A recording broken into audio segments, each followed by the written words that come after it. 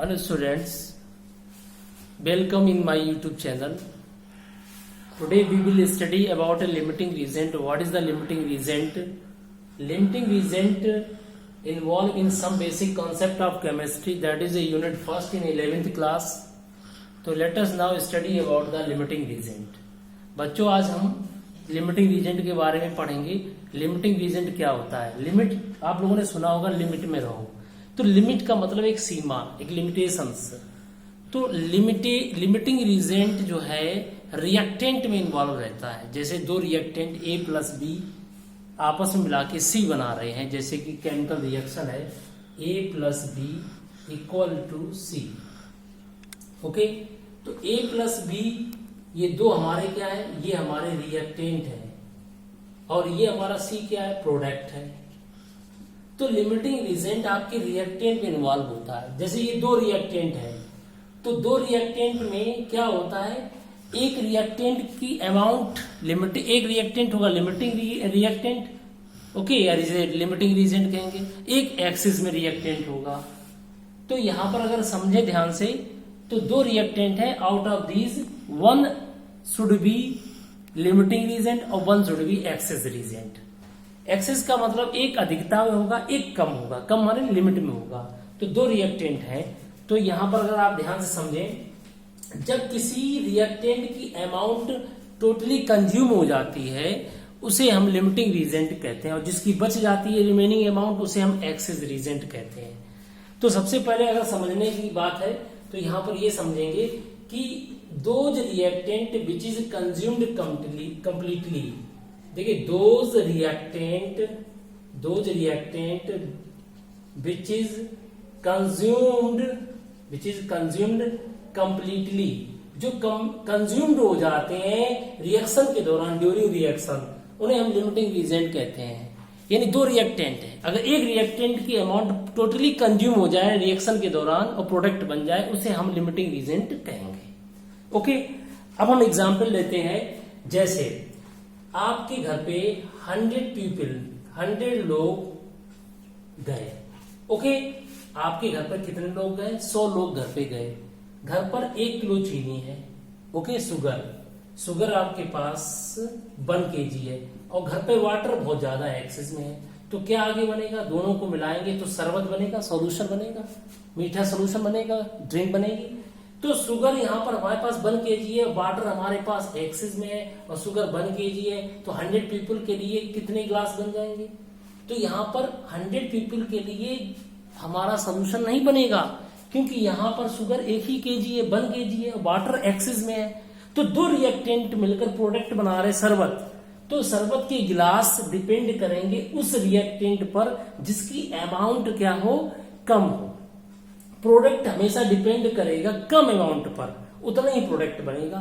यानी हमारे पास वाटर बहुत ज्यादा रखा है, लेकिन शुगर 1 kg, तो शरबत के गिलास किस पर निर्भर करेंगे, किस पर डिपेंड करेंगे? तो शरबत के गिलास डिपेंड करेंगे शुगर की क्वांटिटी पर. What is the amount of the sugar? तो शुगर की क्वांटिटी यहाँ पर 1 kg है. तो इसलिए 1 kg में कितना बन जाएंगे गिलास? मान लीजिए 1 kg में 20 गिलास बन गए, तो 100 गिलास तो बन नहीं पाएंगे शरबत के. तो इसलिए प्रोडक्ट की अमाउंट डिपेंड करती है जो चीज लिमिट में हो, कम अमाउंट में हो. अब यहाँ वाटर एक्सेस में, तो ये एक्सेस रीजेंट हो गया, और शुगर कम अमाउंट है उसकी प्रोडक्ट बनाने के लिए, तो ये लिमिटिंग रीजेंट हो गया. तो प्रोडक्ट की क्वांटिटी डिपेंड करती है लिमिटिंग रीजेंट पर. तो ये हो गया तुम्हारा लिमिटिंग रीजेंट शुगर, और वाटर हो गया यहाँ पर एक्सेस रीजेंट हो गया. तो इस तरीके से किसी भी केमिकल रिएक्शन में दो तरह के रीजेंट होते हैं, एक लिमिटिंग रीजेंट, एक एक्सेस रीजेंट होता है. ओके, तो इस तरीके से स्टूडेंट देखिए, इसका हम एक एग्जांपल लेते हैं.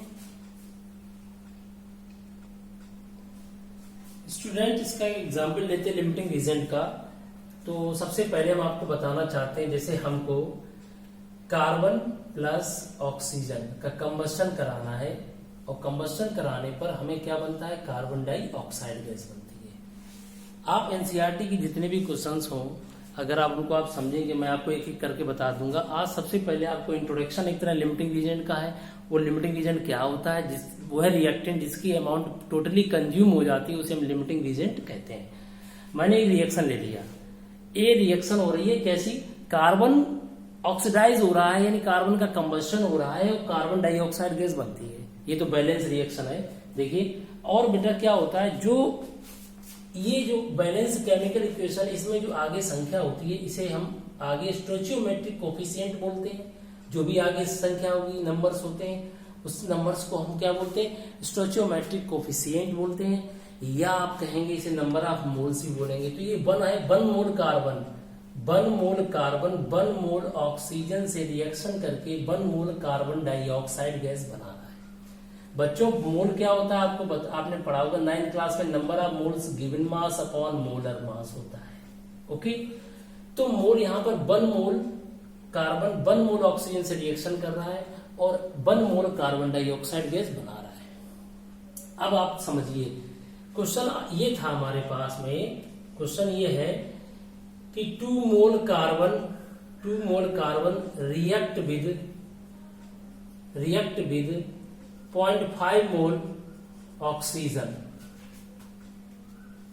what is the amount of CO2।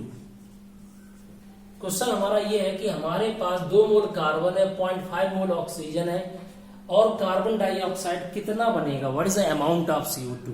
यानी अमाउंट ऑफ CO2 आप कह सकते हैं कार्बन डाइऑक्साइड कितना बनेगा या कितने मोल कार्बन बनेगा। तो सवाल आपके सामने, बड़े ध्यान से समझिएगा क्वेश्चन को। ये क्वेश्चन दिया गया, तो सबसे पहले ऐसे क्वेश्चन को करने से पहले, कार्बन ऑक्सीजन से रिएक्शन कर रहा है तो अब सबसे पहले रिएक्शन को बैलेंस किया। बैलेंस करते समय हमने लिखा कार्बन ऑक्सीजन से रिएक्शन कर रहा है, CO2 बनेगा, पता था मुझे। अब यहाँ कार्बन आगे क्या है, इसके आगे नंबर से 1 है, तो 1 मोल के लिए 1 मोल ऑक्सीजन चाहिए, तो 1 मोल CO2 बनेगी।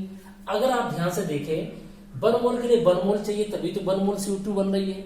अब यहाँ पर कितने मोल कार्बन दिया, बड़े ध्यान से देखिए, 2 मोल कार्बन है और 0.5 मोल क्या दिए रखा है, ऑक्सीजन गैस है।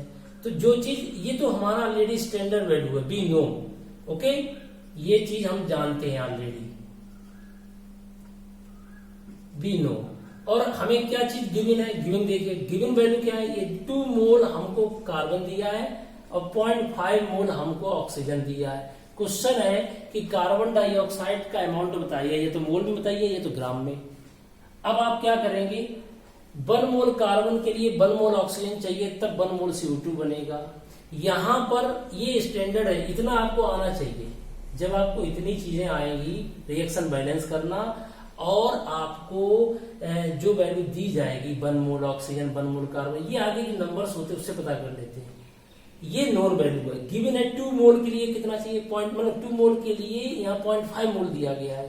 तो बच्चों एक बात बताओ, 1 मोल के लिए 1 मोल चाहिए, तो 2 मोल के लिए कितना ऑक्सीजन चाहिए, 1 मोल कार्बन के लिए 1 मोल ऑक्सीजन चाहिए, तो 2 मोल कार्बन के लिए 0.5 मोल नहीं चाहिए, 2 मोल चाहिए। तो 1 मोल के लिए 1 मोल ऑक्सीजन चाहिए, 1 मोल कार्बन को जलाने के लिए, कंबशन करने के लिए 1 मोल ऑक्सीजन चाहिए, तो 2 मोल के लिए 2 मोल कार्बन को कंप्लीटली बर्न करने के लिए मुझे 2 मोल ही चाहिए।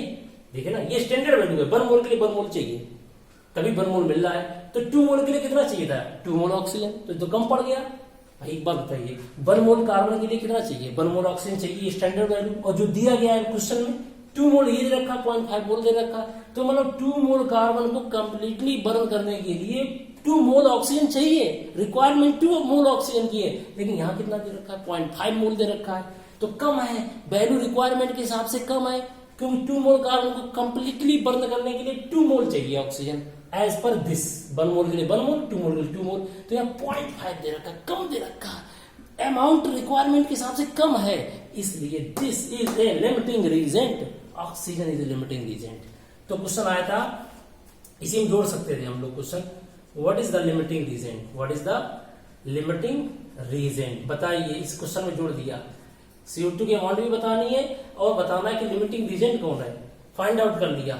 Oxygen is a limiting reagent, oxygen एक लिमिटिंग रीजेंट है, क्यों, क्योंकि ये पूरा कंज्यूम हो जाएगा, क्योंकि 2 मोल के लिए 2 मोल चाहिए, बोलो 1 मोल के लिए 1 मोल, तो 2 मोल के लिए 2 मोल चाहिए, तो यहाँ पर कितना दे रखा है, यहाँ पर दे रखा 0.5 मोल, तो 0.5 के लिए तो 0.5 मोल ऑक्सीजन 0.5 मोल कार्बन को ही बर्न करेगा, तो ये तो ज्यादा है, तो this is a excess reagent, ये एक्सिस रीजेंट है बच्चों। ये कौन सा रीजेंट है, एक्सिस रीजेंट। हमने first of all find out कर लिया, 2 रिएक्टेंट में ये प्रोडक्ट है, ये 2 रिएक्टेंट में हमें जो वैल्यू दे रखी है, तो इस वैल्यू में ये 2 मोल 0.5 मोल है, ये दे रखी थी और स्टैंडर्ड वैल्यू हमें पता थी 1 मोल के लिए 1 मोल चाहिए, तो 0.5 के लिए 0.5 चाहिए, तो ज्यादा है तो ये एक्सेस रिएजेंट हो गया, ये लिमिटिंग रिएजेंट हो गया।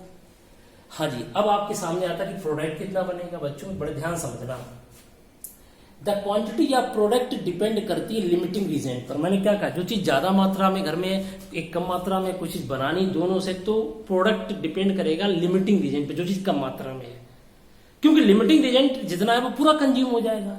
तो लिमिटिंग रिएजेंट पे डिपेंड करता है प्रोडक्ट की क्वांटिटी। तो CO2 प्रोडक्ट है, ये डिपेंड करेगा यहाँ पर ऑक्सीजन पर। आप हमेशा नहीं ऑक्सीजन पर डिपेंड करेगा, कभी CO2 कार्बन पर डिपेंड करेगा। अगर ये वैल्यू यहाँ पर हो जाती 2 मोल, यहाँ पर हो जाता, तब लिमिटिंग रिएजेंट कार्बन हो जाता। तो अभी लिमिटिंग रिएजेंट बच्चों यहाँ पर ऑक्सीजन है, ठीक है। तो 0.5 मोल लिमिटिंग रिएजेंट है यहाँ पर। तो ये 0.5 मोल कितने से रिएक्शन करेगा, कितने कार्बन को बर्न करेगा, 0.5 मोल को ही बर्न करेगा। तो इसलिए ये रिएजेंट हमारा कार्बन एक्सेस हो गया, ये लिमिटिंग हो गया। तो प्रोडक्ट कितना बना, देखिए बच्चों, यहां पर लिमिटिंग रिएजेंट ऑक्सीजन है। ऑक्सीजन किस पर डिपेंड है, CO2 की अमाउंट डिपेंड कर रही है, ऑक्सीजन पर डिपेंड कर रही है। तो 1 मोल ऑक्सीजन से बनेगा 1 मोल CO2। तो 0.5 मोल से कितना बनेगा, 0.5 मोल ही बनेगा कार्बन डाइऑक्साइड। तो कार्बन डाइऑक्साइड 0.5 मोल क्यों बनी, क्योंकि 1 मोल से 1 मोल ऑक्सीजन से 1 मोल CO2 बनता है। तो यहाँ 2 मोल है, 2 मोल के लिए 2 मोल के लिए 2 मोल चाहिए था, लेकिन 0.5 दिया है, तो 0.5 मोल के लिए 0.5 मोल कार्बन चाहिए, तभी हमारा 0.5 मोल CO2 बनेगा। तो यहाँ पर आंसर डिपेंड कर रहा है लिमिटिंग रिएजेंट की मतलब अमाउंट पर। तो 1 मोल से 1 मोल बना, तो 0.5 मोल से 0.5 मोल बनेगा। ओके, अब 0.5 मोल, बच्चों एक बात बताएं, मोल को अगर आपको मास में बदलना है तो नंबर ऑफ मोल्स बराबर given mass upon molar mass. Number of moles कितने हैं, 0.5 मोल। CO2 के मास में बदलना है अमाउंट में, और मोलर मास, कार्बन डाइऑक्साइड का मोलर मास, इसका एटॉमिक मास जोड़ दीजिए। इसका एटॉमिक मास 12 है, एक ऑक्सीजन का एटॉमिक मास 16 होता है, तो 2 का 16 2 का 32, 32 और प्लस 12 इक्वल टू 44। यहां पर मोलर मास निकल के आ गया 44। कितना निकल के आ गया, 44। तो 0.5 moles convert into given mass.